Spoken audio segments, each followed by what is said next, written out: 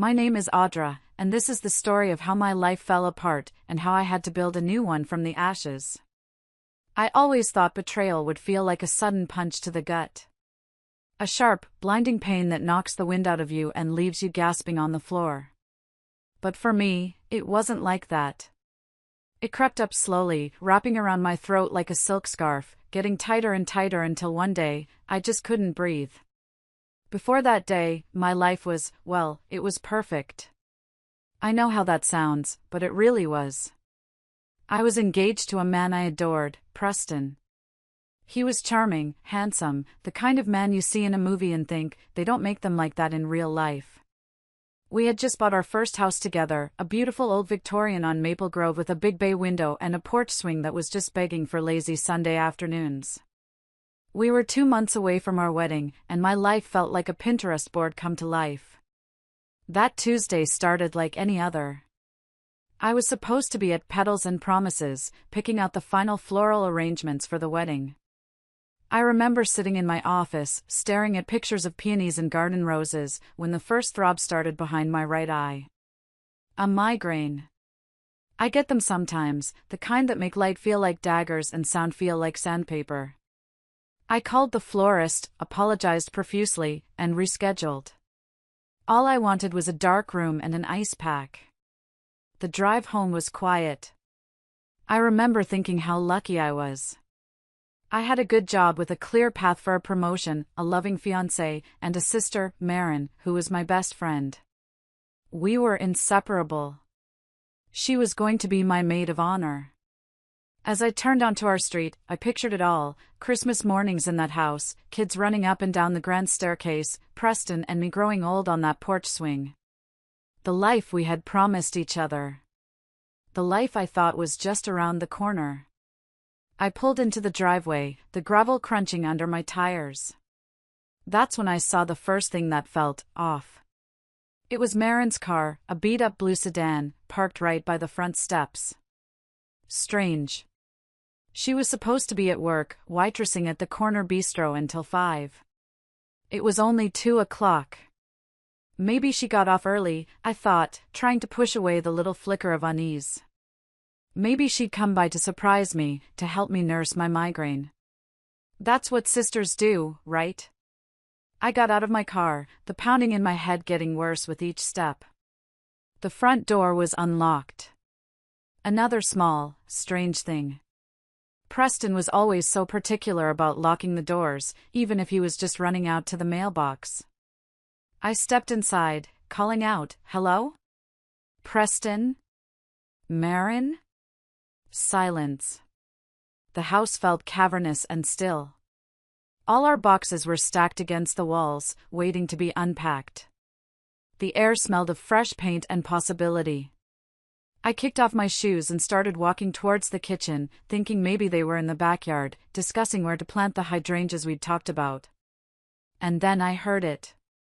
A sound so out of place it made the hair on my arms stand up. It was a giggle.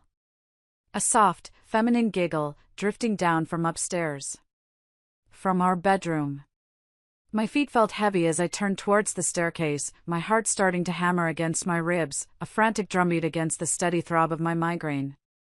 Each step I took seemed to creak louder than the last, announcing my presence, but the sounds from upstairs continued, oblivious.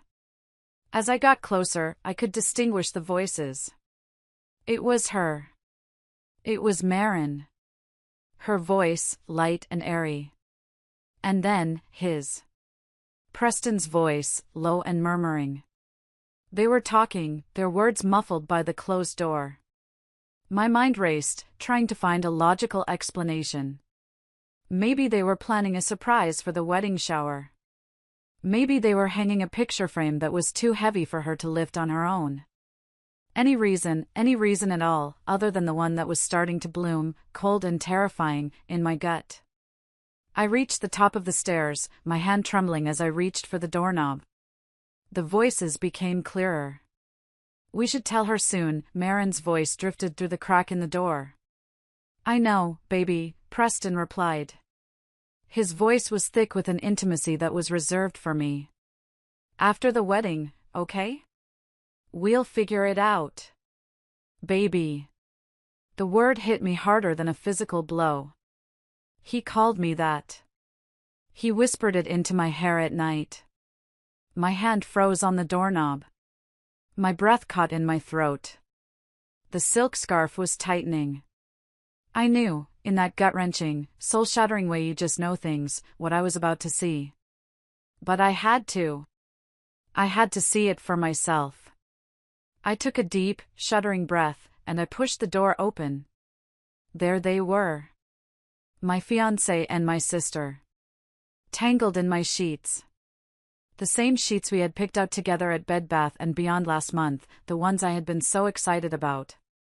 The world didn't just spin, it tilted on its axis and threw me into a silent, screaming void.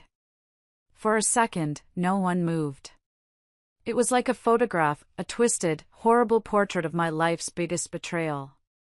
Audra! Maren scrambled to cover herself, her face a mask of shock and fake innocence. But Preston just sat there, frozen, the color draining from his face. Oh God. This isn't. I mean, we were. Going to? My voice sounded foreign, eerily calm. It was a stranger's voice coming out of my mouth. Going to what? Wait until after the wedding to tell me you've been sleeping with my fiancé? Preston finally found his voice, a weak, pathetic whisper. Audra, please. We didn't mean for this to happen. It just did. I laughed. An actual laugh, sharp and brittle and full of jagged edges. It was the most honest sound I had made all day. It just did? How long? I looked directly at Maren, my sister, the girl I had shared every secret with since we were children. She started crying. Of course she did. She had always been good at that. Tears were her weapon of choice. 3 months, she sobbed. And I'm pregnant. The room spun again, this time violently. 3 months. Pregnant. While I was addressing wedding invitations, while I was tasting cakes, while I was writing my vows, promising to love and cherish this man forever, they were doing this. Building their own future on the rubble of mine. The nausea that came with my migraine was suddenly 100 times worse. Get out, I whispered. Neither of them moved. They just stared at me, Maren with her crocodile tears and Preston with his pathetic, guilty face. My whisper turned into a roar. I grabbed Preston's clothes from the floor, the shirt I had ironed for him just yesterday, and threw them at his face. Get out! They dressed quickly then, a clumsy, shameful scramble of limbs and fabric. Maren was sobbing the entire time, hiccuping apologies that meant nothing. I stood in the doorway, blocking their exit, a statue carved from ice and fury. As they tried to shuffle past me, I held out my hand. The ring, I said. My voice was flat. Devoid of all emotion. Preston blinked, confused. What? The engagement ring. Give it back. He hesitated for a moment, then slipped it off my finger. His touch made my skin crawl, and I had to resist the urge to wipe my hand on my jeans. As they finally moved to leave, Maren reached for my arm. Audra, please. We need to talk about this. I jerked away as if her touch was fire. Don't, I hissed, my voice shaking with a rage so profound it scared me. Don't you ever touch me again. And then they were gone. I stood there in the doorway of my brand new, empty house, listening to their footsteps fade down the stairs and the sound of the front door closing. The silence they left behind was louder than any scream. I was alone, in our house, in our bed, with the lingering scent of their betrayal. The next few days passed in a blur of cancelled vendors and sympathetic, pitying phone calls. I operated on autopilot. Caterer, cancelled. Photographer, cancelled. Honeymoon to Hawaii, cancelled. Each call was another nail in the coffin of the life I was supposed to have. I didn't eat. I didn't sleep. I just existed in a fog of pain, replaying that scene in my bedroom over and over again. Then, the calls from my mother started. The first few voicemails were dripping with fake concern. "Audra, honey, call me back. I'm so worried about you." But as the days went on and I continued to ignore her, the tone shifted. The concern curdled into frustration. "Audra, you need to come home. You're being childish. Marin is devastated. She needs her sister right now." "She needs me?" The audacity of it was breathtaking. I finally answered on the fourth day, my voice hoarse from disuse. "Are you serious?" "Sweetheart," she said, her voice cloying and condescending, "these things happen. Marin and Preston, they're in love. Real love. And with the baby coming." "Stop," I said, my voice cracking. "Just stop." She continued as if I hadn't spoken. "We're having a family dinner tonight.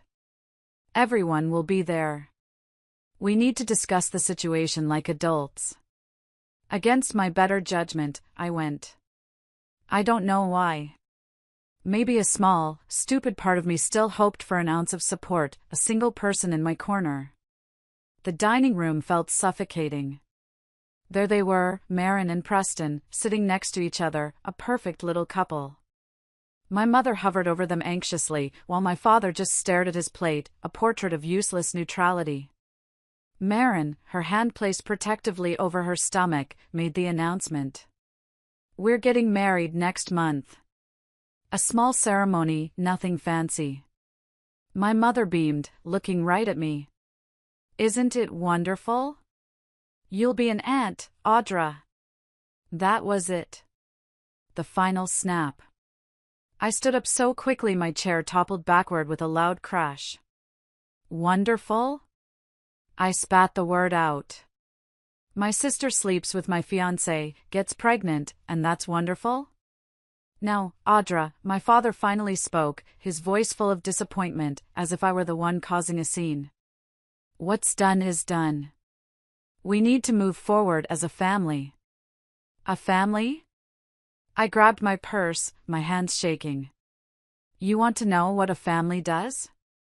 "A family protects each other. A family doesn't steal your happiness and then expect you to celebrate their betrayal." Marin started crying again, right on cue. "Please, Audra," she whimpered, looking at Preston. "I love him. We love each other." I looked at them all. Marin's fake tears, Preston's guilty face, my parents' pleading eyes. They weren't just condoning this, they were celebrating it. They were erasing me from the narrative, recasting Marin as the heroine of a tragic love story and me as the bitter, angry villain. In that moment, something inside me hardened. They wanted me to forgive and forget. To play the supportive sister and daughter. Instead, I walked to the door, pausing only to say, "Congratulations on your perfect little family. I hope you're all very happy together." That family dinner felt like a funeral for the daughter they used to have, and I was the ghost at the table. As I drove away, my phone buzzed with messages I wouldn't read. They thought this was the end. Poor Audra, running away to lick her wounds. But they were wrong. This wasn't the end. This was just the beginning. I didn't go home. I couldn't. The house felt tainted, every room a monument to my broken heart. Instead, I drove to the one place I knew I would be safe. My best friend, Leland's, driveway. He opened the door before I could even knock, took one look at my face, and pulled me into a hug. I didn't cry. I was all cried out. I just stood there, letting his solid, unwavering support hold me together. We sat in his kitchen for hours. I told him everything, the words spilling out of me in a torrent of anger and pain. I told him about the bedroom, the pregnancy, the family dinner. He just listened, his expression growing darker with every word. He didn't offer empty platitudes or tell me to be the bigger person. He just let me be angry. "What are you going to do?" he finally asked, his voice quiet. A plan, cold and clear and sharp as glass, had been forming in my mind on the drive over. The grief was still there, a heavy weight in my chest, but something else was growing alongside it, rage. A cold, calculating rage. "I need your help," I whispered, my voice raw. "Anything," he said, without hesitation. "I want to buy a house," I said, pulling back to meet his confused gaze.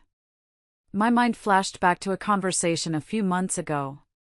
Marin had been gushing about her dream house, the old Victorian on Maple Grove that had just gone on the market. She and Preston had been saving for a down payment, but they weren't quite there yet. They were hoping it would still be available in the fall. My house. The one I had just been betrayed in. "They took my future, Leland," I said, my voice hardening with a resolve I didn't know I possessed. "They took my house, my fiancé, my family. So I'm going to take their future. Brick by brick."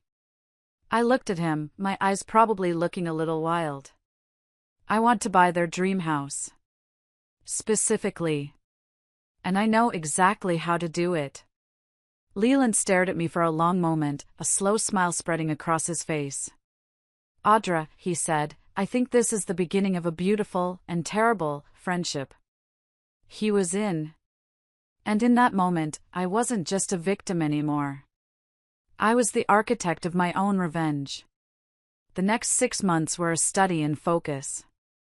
I poured every ounce of my energy, every sleepless night and every waking thought, into two things, my career and my revenge. The two became intertwined, each one feeding the other. At work, I became a machine. I doubled my client portfolio, working weekends and pulling late nights until my eyes burned. My boss, Mr. Craig, started noticing. "Audra, these numbers are exceptional," he said one afternoon, setting a stack of reports on my desk. "The board is talking. There's a senior position opening up in the spring. A significant salary increase. It's yours if you want it." A flicker of satisfaction, cold and sharp, went through me. While Preston was probably struggling to make ends meet, I was building an empire. Meanwhile, Leland and I moved in silence and secrecy. He had a friend in real estate who helped us navigate the purchase of the Victorian on Maple Grove. I was able to make a generous cash offer thanks to a small inheritance my grandmother had left me, money I had been saving for a rainy day. Well, it was pouring. The sellers accepted immediately. The house was mine. The same day the papers were signed, my lawyer called to congratulate me. "The property is officially yours, Ms. Audra. All decisions are at your discretion." Discretion. I liked the sound of that. I didn't tell a soul. To my family, I was the heartbroken recluse, licking my wounds in a small rental apartment across town. I ignored my mother's weekly calls and Marin's occasional, tear-filled texts. "I miss you. Can we please talk?" Delete. The irony was thick enough to choke on. Leland sent me a screenshot one evening. It was Marin's social media page. There was a picture of her and Preston, standing in front of my house, beaming. Preston had one hand on her growing belly. The caption read, "Can't wait to start our new chapter. #dreamhome #baby on the way." They were telling everyone it was theirs. They had apparently put in an offer they couldn't afford, and were living in a fantasy world where it would be accepted. They had no idea the house had already been sold. To me. "Are you absolutely sure about this?" Leland asked over coffee, his brow furrowed with concern. Real estate documents were spread across the table between us. "Once you start this, there's no going back. They're going to hate you." I took a sip of my latte, the hot liquid doing nothing to warm the ice in my veins. "They already do, Leland," I said calmly. "They just pretend they don't." I showed him the invitation I had just received on my phone. Marin was having a housewarming party. For a house she didn't own. The audacity was stunning. They're meeting the realtor tomorrow to make their offer official. An offer that will be rejected because the house is no longer for sale. I had done my homework. I knew they were financially stretched to their limit. This would be the first crack in their perfect little world. And I was just getting started. The call came from my friend Sloane a week later. She was one of the few people who knew the whole story and was firmly on my side. "You are not going to believe this," she said, her voice a hushed whisper. "Maren has been crying all over Facebook for 2 days straight. They lost the house. Their loan application was denied." I forced a sympathetic frown into my voice. "Oh no, that's terrible. And with the baby coming." "I know," Sloane said, oblivious to my act. "Your mom called me, looking for you. Said Maren really needs her sister right now." "I'm sure she does," I said, ending the call. I leaned back in my office chair, a small, cold smile playing on my lips. It was working. But the real bombshell dropped a few days later, courtesy of Leland. He dragged me into the stairwell at my office building, our usual spot for private conversations. "Emergency best friend meeting. Now." His eyes were wide. "I just overheard Preston on the phone in the lobby. He's in trouble, Audra. Big trouble." "What kind of trouble?" "Gambling debts," Leland said, running a hand through his hair. "He's been betting on sports games. Losing big.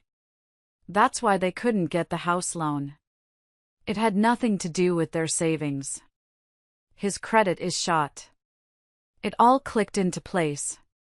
The desperation, the lies. He wasn't just a cheater, he was a liar and a gambling addict. He had probably lied to Maren about the whole thing, telling her it was the bank's fault, making her the victim. "Does Maren know?" I asked. "No way," Leland said.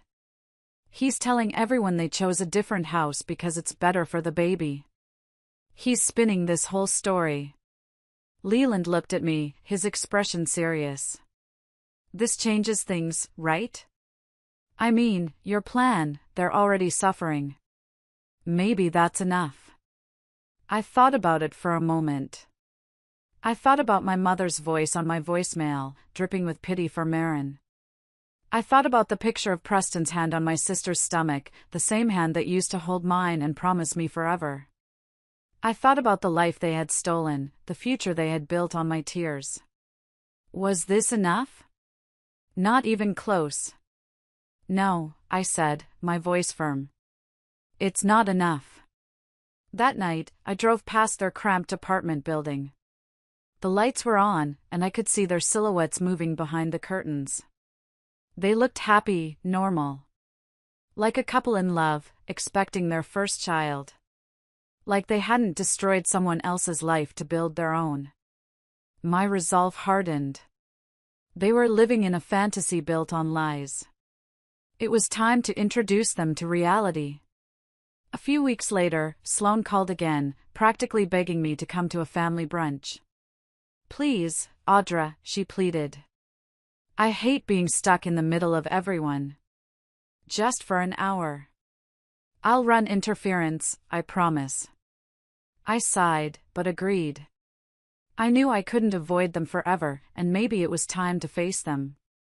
I walked into the cafe and found them already there, my mother, Sloane, and Maren, who was already crying. "Oh, Audra, I'm so happy you came," she sniffled, dabbing her eyes with a napkin. "It's just these hormones." My mother beamed. "See? This is what family does. We come together." I sat down, forcing a tight-lipped smile, as Sloane shot me an apologetic look. Maren, it turned out, had some wonderful news. "The new house is perfect," she gushed, her tears of sadness miraculously turning into tears of joy. "The owners accepted our offer right away. Preston says it was meant to be." I felt a familiar coldness seep into my veins. She was still lying. Or rather, Preston was still lying to her. "When do you move in?" I asked, my voice carefully neutral. I already knew the answer.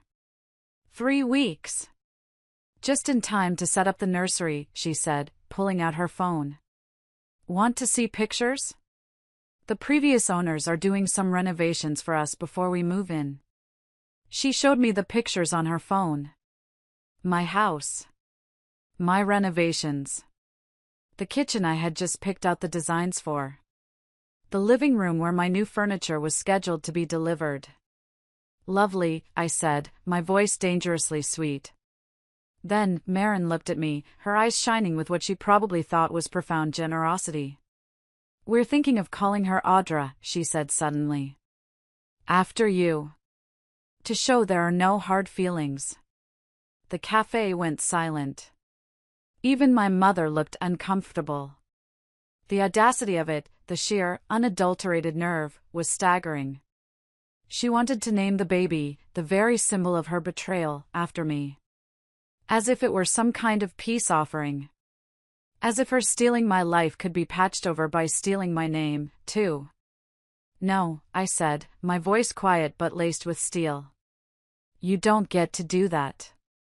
Her lower lip trembled. I thought you'd be honored. Honored? I stood up, my chair scraping loudly against the floor. People were staring. I didn't care. You want to honor me? Try not sleeping with my fiancé next time. Audra, my mother hissed. People are staring. Let them stare, I said, grabbing my purse. I'm done pretending everything's fine. I walked out, leaving them in a stunned silence. Sloane followed me outside. That was intense, she said, her eyes wide. It's about to get more intense, I replied, showing her the contractor's schedule on my phone. They start tomorrow. The renovations Maren thinks the sellers are doing for her? That's me. Sloane studied me for a long moment. You know, this won't make you feel better. I watched through the window as Maren cried on our mother's shoulder. Maybe not, I said. But it'll make them feel worse. And right now, that's all that matters. Sloane's birthday party a week later felt like walking into a minefield. The backyard was filled with familiar faces, all of them pretending not to watch my every move. Leland was by my side, a reassuring presence. We can leave any time, he whispered. Not yet, I replied. My eyes scanned the crowd and landed on Preston. He was standing by the drinks table, anxiously checking his phone. This was getting interesting. Maren, of course, had hijacked the party, turning it into a de facto baby shower. She was sitting in a chair surrounded by pastel-colored gift bags, holding court. Audra! Come feel the baby kick, she called out. I'm good, I said, grabbing a glass of wine. I watched as Preston slipped away, phone pressed to his ear. Sloane appeared beside me. He's been doing that all afternoon. Maren thinks he's handling work stuff. Bookie stuff, more likely, I muttered. My mother approached, her smile tight. Audra, darling. Maren is about to open her presents. Come sit with us. Actually, I said, raising my voice just enough for the people nearby to hear, I'd love to hear more about the house, Maren. The renovations must be almost done, right? Maren brightened immediately. Oh my God, yes. The contractors have been amazing. They're painting the nursery this gorgeous shade of lavender. Contractors? Preston had returned, his face pale.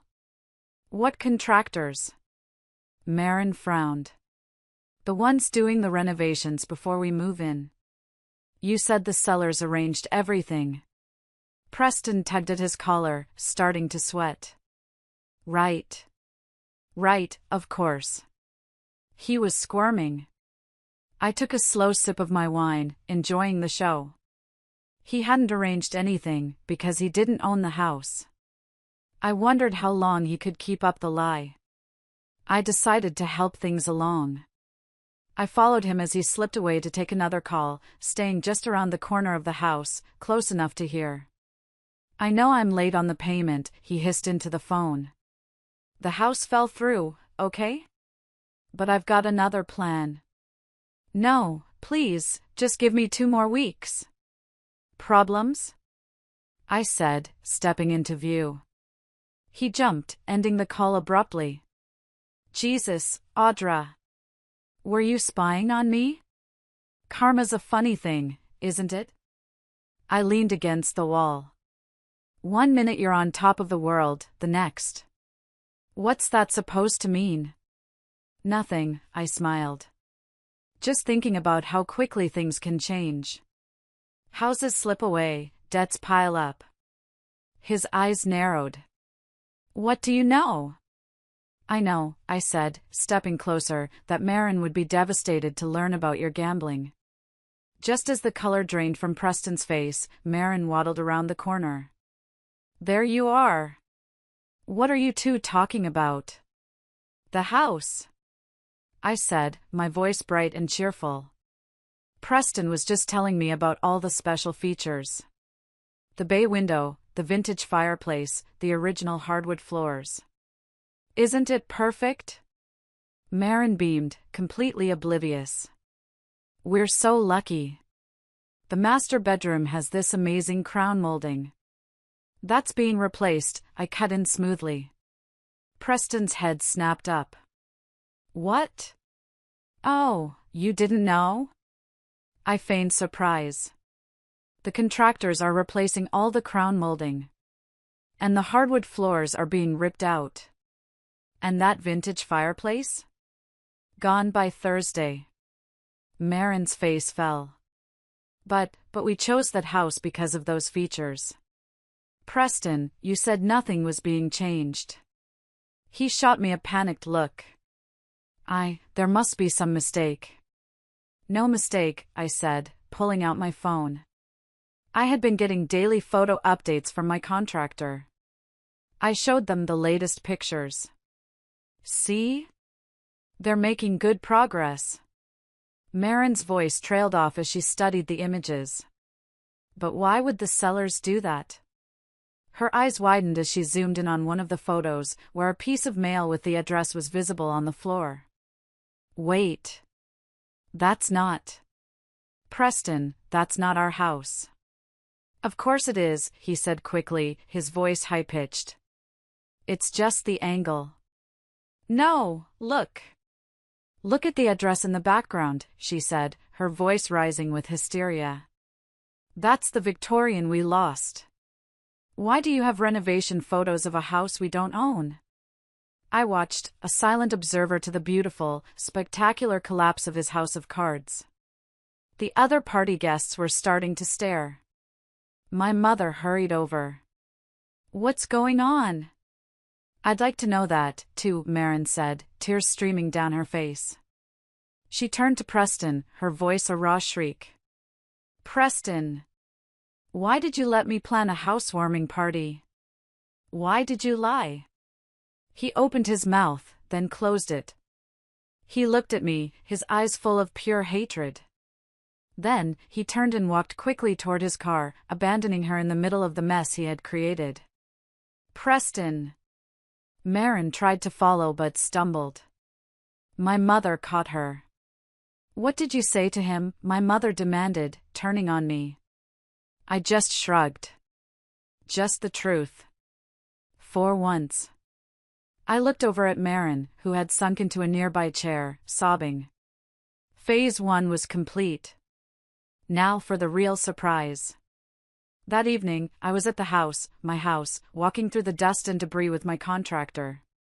The vintage details Marin had swooned over were now a pile of rubble in the corner. We were replacing them with clean lines, modern fixtures, and stark colors. The garden she'd planned to plant was being prepped for a concrete patio. "You're really going scorched earth with this," Leland said, walking through the renovation with me later. He had come to witness what he called my descent into supervillainy. "They wanted their dream home," I said, showing him the plans for the industrial-style kitchen that was replacing Marin's hoped-for farmhouse design. Dreams change. Just then, headlights swept across the window. A familiar beat-up blue sedan pulled into the driveway. Is that? Leland moved beside me. Maren stepped out of the car, staring up at the house with tears streaming down her face. Showtime, I whispered, heading for the door. I stepped out onto the porch, flipping on the light. What are you doing here? I called out, making her jump. Audra? She squinted through the darkness. What are you? Why are you in our house? Your house. I stepped into the light, dangling my keys from my finger. The moonlight glinted off the metal. That's interesting. Show me the deed. Understanding dawned slowly across her face, followed by horror. No. You didn't. Want a tour? I said with a cruel smile. She followed me inside, her gasps echoing in the empty rooms. She saw the exposed brick she'd loved now covered in sleek white paint. The charming vintage staircase had been replaced with modern floating steps. You're destroying it, she whispered, her voice cracking. I'm making it mine, I countered. I circled her like a predator. Why, Maren? Why did you sleep with my fiancé? To hurt me? I loved him, she sobbed. I still love him. Even after you found out he was a gambling addict who was planning to sell this house behind your back to pay his debts? I said, enjoying the fresh wave of shock on her face. Check his phone. Check the messages from his bookie. Ask him about the company money he stole to try and win it all back. Her perfect life, the one she stole from me, was a lie. And I got to be the one to tell her. She sank onto a dusty contractor's stool, her face crumpling. Stop it. I'm your sister, she pleaded, reaching for me. I stepped back. You stopped being my sister the moment you chose him over me. I moved to the doorway. I had had enough. Now get out of my house. The morning of Maren's supposed housewarming party dawned bright and clear. I watched from my new bedroom window as the bulldozer rolled up the driveway, right on schedule. My phone hadn't stopped buzzing since dawn. Leland, are you sure about this? Sloan, Maren is decorating the lawn right now. She has no idea. My mother, please don't do anything foolish today, Audra. I didn't respond to any of them. At exactly noon, cars began to arrive. Family, friends, my old colleagues. Maren had invited everyone to witness her perfect life. Ready? Leland asked, appearing beside me. He had insisted on being there. I straightened my blazer and grabbed the envelope from my desk. Time to crash a party. We walked across the street just as Maren was welcoming guests on the front porch. She froze when she saw me, her fake smile faltering. You're not supposed to be here. Actually, I said, my own smile wide and genuine for the first time in months, you're not supposed to be here. On cue, the bulldozer's engine roared to life. Maren spun around, her face draining of color as the massive machine approached the pristine front lawn she had just spent the morning decorating with balloons. What's happening? My mother cried, pushing through the crowd. Audra, what have you done? I pulled the papers from my envelope. The deed to the house. Just renovating my property, I announced, my voice carrying across the suddenly silent gathering. Preston, looking haggard and desperate, appeared from the house. What do you mean, your property? She owns it, Leland's voice boomed from beside me. She bought it months ago. Maren swayed on her feet. But we signed the papers. Preston, you said. Her voice trailed off as she looked at him, the final dawning of betrayal in her eyes.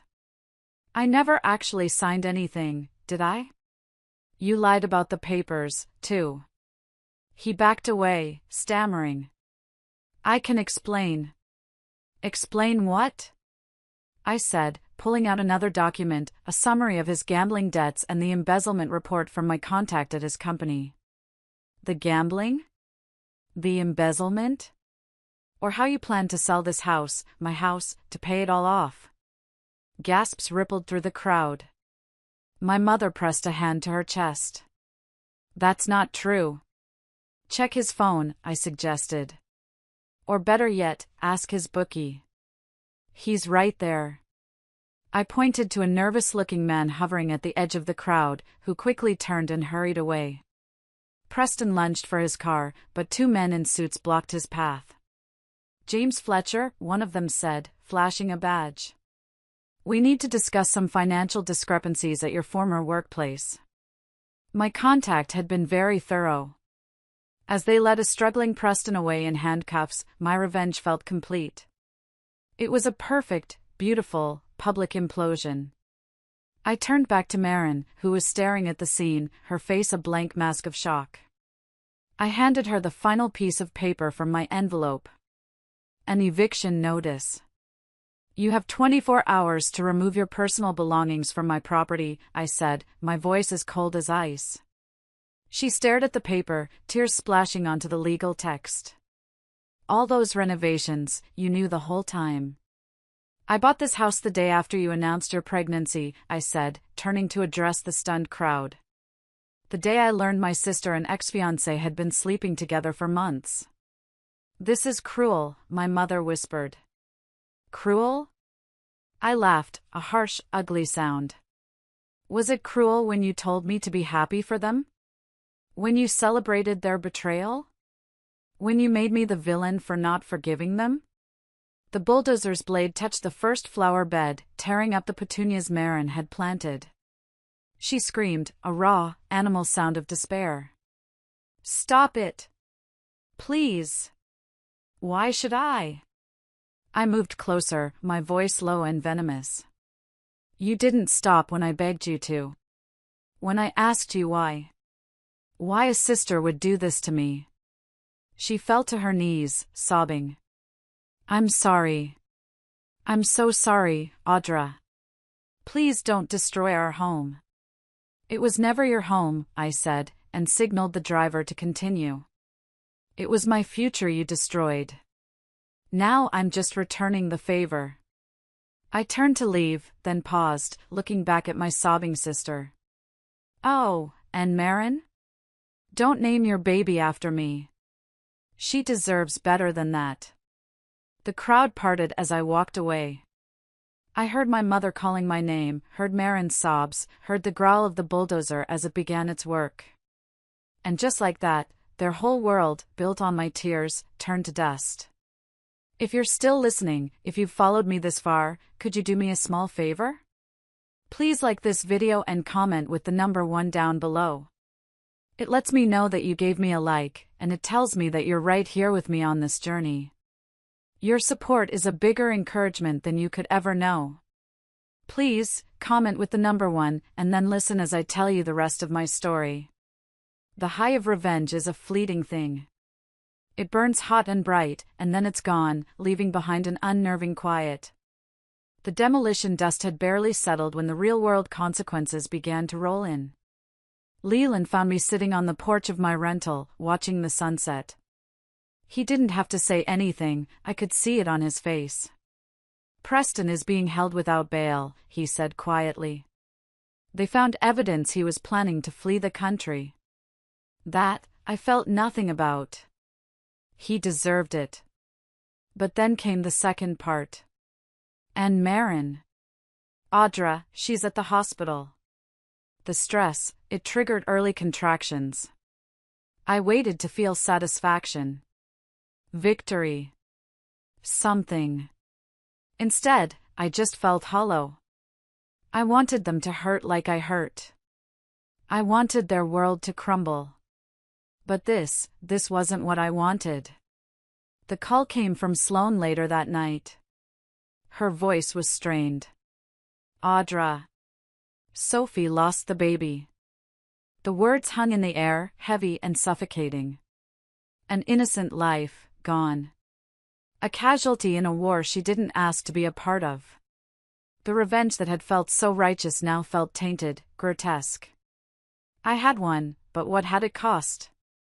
I had become the kind of person who enjoys stealing from others, just as Marin had warned. I had become bitter, vengeful, cruel. I stared at the ruins of the Victorian across the street, a monument to my own rage, and I felt nothing but a profound, aching emptiness. I had destroyed them, but I was beginning to think I had destroyed myself in the process. What do you do when the one thing that has driven you for months is suddenly over? You're just left alone in the wreckage. A few days later, another car pulled into my driveway. It was Marin. She looked pale and small, swallowed up by a simple gray dress. She shouldn't have been out of the hospital, but there she was, standing at the edge of the debris-strewn yard of the Victorian. I walked across the street to meet her. We stood facing each other across the chaos I had created. She looked at the demolished garden, the exposed beams, then back at me. "I deserve this," she said softly, her voice raspy. "All of it. I destroyed your life because I was jealous. You had everything, the perfect fiancé, the perfect future. I just wanted to prove I could take it." She wrapped her arms around herself. "I told myself it was love, that Preston and I were meant to be. But really, I just wanted to win. To be the sister everyone chose for once." Her words hit me. They had always chosen me? No, they had always coddled her. "They needed to take care of me because I was a mess," she said, as if reading my mind. "But you were the strong one. The successful one. The one they were proud of."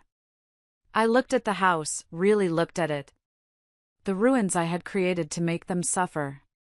"I became exactly what they thought I was," I whispered. "Bitter and cruel." "We both did," she replied. "I lost everything today. Preston, the baby, our parents' trust. But the worst part is, I lost you long before that. The day I decided my jealousy was more important than my sister." In the growing darkness, Marin and I stood among the ruins of both our lives. "I can't forgive you," I said finally. The words were true. "I know," she said, tears streaming down her face. "But I don't want to hate you anymore." "What happens now?" she asked. I looked at the bulldozer, still waiting for tomorrow's demolition. "Now," I said, "we both start over. Separately." I watched her turn to leave, then I made a decision. I pulled out my phone. "Leland? Call the contractor. Tell them to stop the demolition." "You're keeping the house?" he asked later, when he and Sloane came over. "No," I said, taking one last look at the Victorian, my dream home, my instrument of revenge, my prison of bitterness. "I'm going to restore it. Not for Marin, not for revenge, but for me. Then I'm selling it and moving somewhere new." "Running away?" Sloane asked gently. "No," I smiled, feeling lighter than I had in months. "Moving forward. Because sometimes, I've learned, the best revenge isn't destruction. It's rebuilding yourself from the ruins others left behind. And that's a project that's finally, truly, all my own."